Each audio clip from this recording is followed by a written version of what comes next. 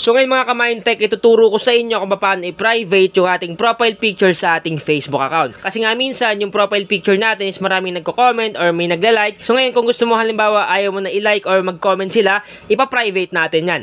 Make sure lang na panoorin nyo yung video nga matapos para malaman nyo step by step kung paano mag-private ng profile picture sa Facebook. So una natin gagawin, kailangan muna natin i-update yung ating Facebook application in case man na hindi pa updated yung ating Facebook app. So ang gagawin natin, pumunta lang tayo sa Play Store. Click lang natin tong Play Store.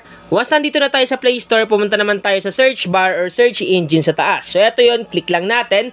Then i-type lang natin dito yung Facebook. So once na ma-type mo na, search mo lang. Para ma-search yan, tap lang natin itong magnifying lens sa baba. Click natin, automatic lalabas dyan yung application. So ito yung gagamitin natin guys yung Facebook app na kulay blue. So once na may makita kayong update dito, i-click nyo lang yung update at patapusin nyo. Para in case man na may mga bagong feature si Facebook, automatic magkakaroon yung Facebook app natin. So once na updated na yung Facebook application, i-open mo lang, click open.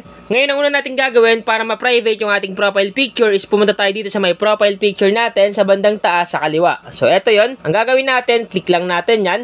Once na maklik na natin yan, mapupunta tayo sa ating profile picture. Kaya ang gagawin natin, tap lang natin tong camera dito sa may profile picture natin. Tap natin yan.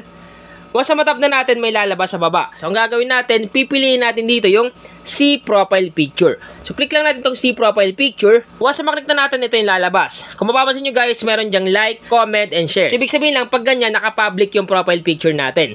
Kahit sino, pwede mag-like, pwede mag-comment, at pwede mag-share sa inyong profile picture. Ngayon mga ka-Mindtech, halimbawa ayaw mong i-like, ayaw mong mag-comment sila sa profile picture mo, or ayaw mong i-share yung profile picture mo sa iba't ibang tao, ang gagawin mo lang guys, i-private natin yan. Para ma-private, ang gagawin mo lang, tap mo lang tong tatlong dot sa bandang taas sa kanan. So ito yon, click lang natin tong tatlong dot. Once na maklik na natin yung tatlong dot, ito yung lalabas. So hanapin natin dito yung Edit Privacy. So ito yun guys, Edit Privacy. Once na makita na natin yung Edit Privacy, click lang natin.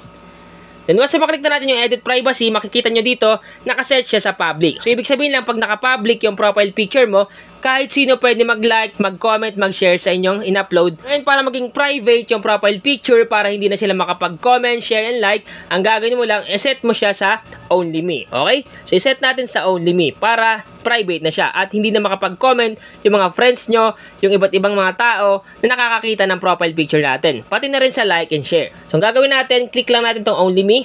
Click natin. So automatic, pag meron ng checkmark sa may bilog sa katabi ng Only Me, it means na private na yung ating profile picture. So para mapatunayan sa inyo guys, back lang natin. Back natin siya.